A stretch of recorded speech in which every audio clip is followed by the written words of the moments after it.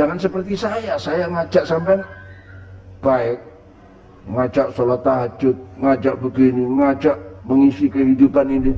Belum tentu saya melakukan.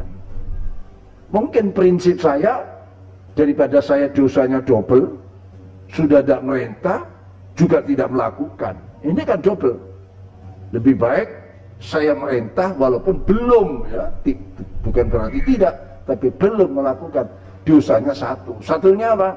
Belum melakukan itu tadi. Itu paling tidak. Tapi tetap ada upaya bagaimana kita merintah dan juga kita melakukan.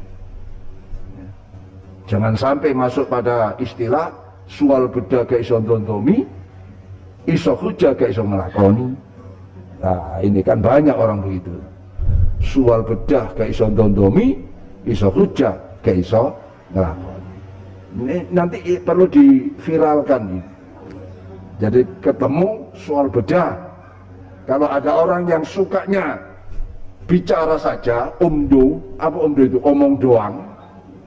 Omdo, omong doang. Itu sebut, soal bedah lah gitu ya. Soal bedah.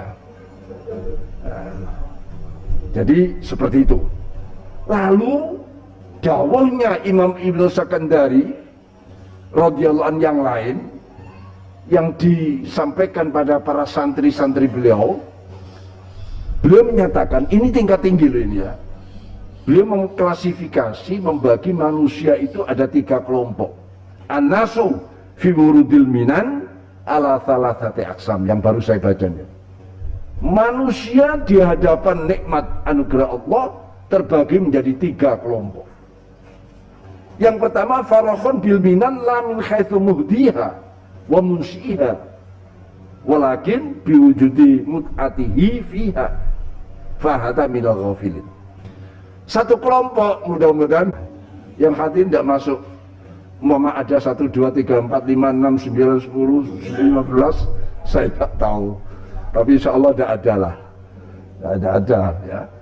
Satu kelompok, mereka itu sukacita dengan ada anugerah Allah, dengan nikmat, bahkan dicari-cari nikmat itu, bahkan siang malam dia itu membanting tulang, memeras keringat ya, membanting tulang, ini hanya ingin mencari nikmat itu, sehingga timbul rasa khirsun, ngongso, ngoyo, sampai ngeromos, ya, nyunyu, wis apalah itu, ya, pokoknya dapat, sampai seperti itu. Nah, ini kelompok yang pertama. Kalau sampai nyunyu, ngeromos, ya, tidak peduli bal kedubal, bah bantal, bah kadal, bah sandal, bah geragal, si penting ke untal. Lah, ini kelompok yang pertama ini, yaitu kelompok yang farakhun bil minan la min haitsu muhdiha wa munsiha. Yang dilihat hanya nikmatnya saja ya. Yang dinikmat, besok apa kesenangan saya, besok apa menu makanan saya yang enak dan nikmat, begitu yang dipikirkan. Ketemu teman, saling tanya, ada resep baru enggak? Jadi tanyakan resep baru ya. Jadi ketemu apa itu, pokoknya urusan perut, urusan kesenangan. Ini termasuk kelompok-kelompok yang pertama ini. Dia akan gembira biwujudi mut'atihi fiha, hanya kalau dia bisa senang, bisa nyaman, bisa nikmat. Mungkin contoh yang mudah, kalau di TV itu ada ini, apa acara-acara itu loh, acara apa itu? Pokoknya lapar terus itu loh. Kuliner. Wah, itu apapun sudah. Makanya tata keramanya sudah tidak dibagi. Bukan sendok ini, 5 jari ini nerekam, masuk semua. Masuk semua. Sudah tata krama, tata cara kita sudah ada dipakai. Loh gitu kok, kita ini kok istiqomah. Kita itu kok sabar nunggu lihat orang seperti itu. Istiqomah. Nah ini, jadi wujud kesenangan itu tidak ada lain. Maka dia dikelompokkan pada minal ghafilin sini, jangan dianggap orang yang lupa pada Allah saja. Di dalam ghafilin ini bahkan secara nyata jelas syarih Imam Abdullah As-Sarqawi menyatakan sabihun bil bahaim. Ghafilin ini persislah dengan rumangkang, Rajokoyo, hidupnya hanya makan, minum, tidur, kawin, makan, minum, tidur, kawin, hanya itu saja. Tidak pernah lepas daripada seperti itu. Lah manusia seperti itu kan seperti itu hidupnya, ya, hidupnya seperti itu. Sampai-sampai ada seorang ulama Ibnul Banna mensyairkan, wa'lam bi anna usbatal juhali bahaimu fi suratir rijali. Ketahuilah bahwa ada kelompok-kelompok orang bodoh, kelompok-kelompok orang goblok. Itu adalah sebetulnya binatang dia itu. Kenapa? Ya binatang yang pakai dasi, binatang yang pakai jas, binatang yang pakai dasi, pakai sarung, pakai sepatu yang mahal-mahal. Loh, dia kan manusia, fisiknya manusia, ya. Apa itu namanya? Casingnya itu manusia, tapi isinya adalah binatang dia itu. Kenapa? Karena hanya mengejar nikmat, mengejar kenikmatan anugerah tanpa dia mengingat siapa yang memberikan anugerah itu.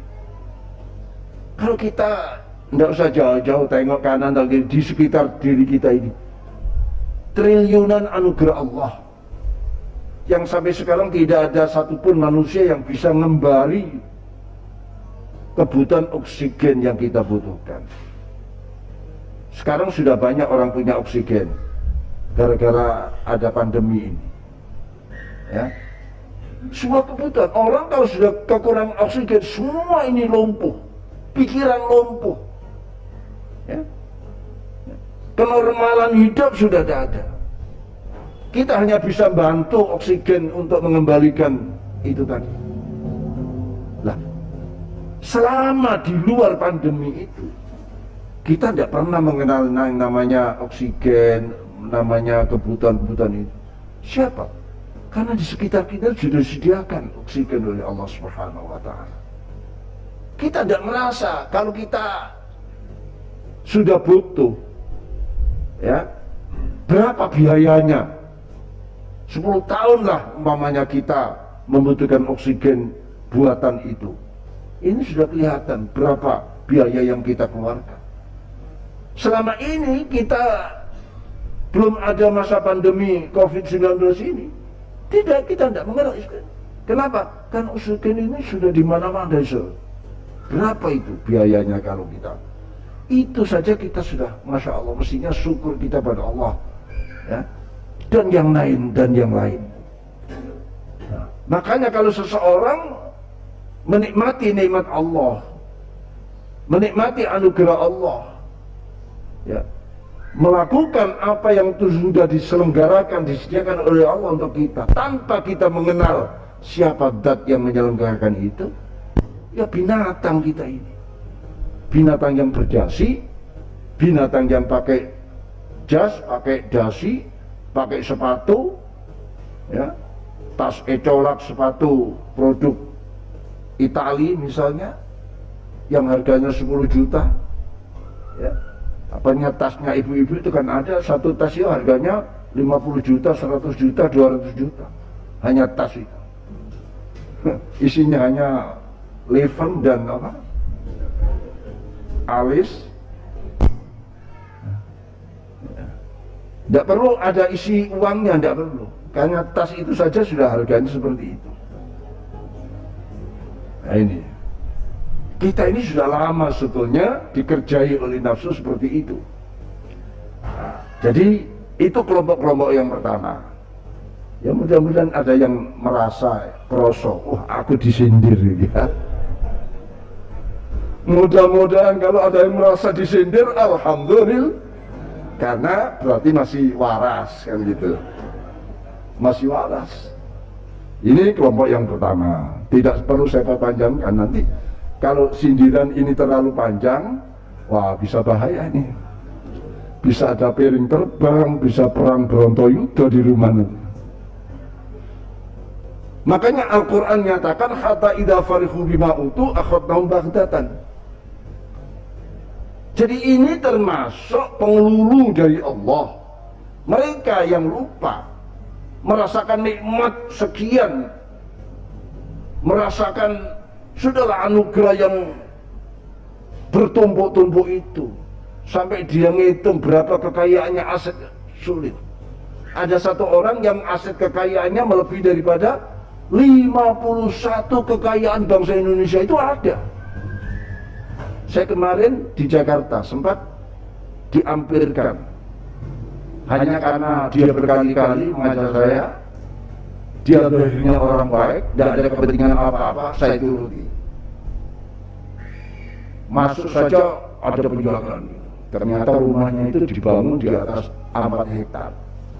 4 hektar itu untuk rumah saja. Dan sekitarnya itu pohon-pohon yang mendatangkan dari luar negeri. Nah di Surabaya cari ya yang ada rumah berlimpit-limpit, yang kelasnya SSSS, ya ruang tamunya, ruang tidurnya, dapurnya, ya itu, itu. Saya hanya sekadar menghormati saja. Ingin tahu sampai di mana dia kepeduliannya. Ternyata ada kepedulian juga. Dia bangun sekolah, bangun ini, sering ini. Ya lumayanlah kalau ada kepedulian seperti itu. Nah, orang-orang yang tidak punya kepedulian, kata idza farihu bima utu akhadnahum baghtatan. Makin sukses. Perusahaannya makin bertambah, kekayaannya terus bertambah, sehingga dia merasa aman, tidak ada orang seperti dia. Sampai pada puncaknya Allah memberikan sanksinya, jatuhlah dia dari ketinggian yang begitu tinggi, jatuhnya sangat sakit sekali. Inna akhdahu ya akhda azizin muqtadir. Allah kalau sudah menyiksa, memberikan sanksi, jangan ditanyakan seberapa sakitnya, parahnya sanksi itu yang akan dirasakan.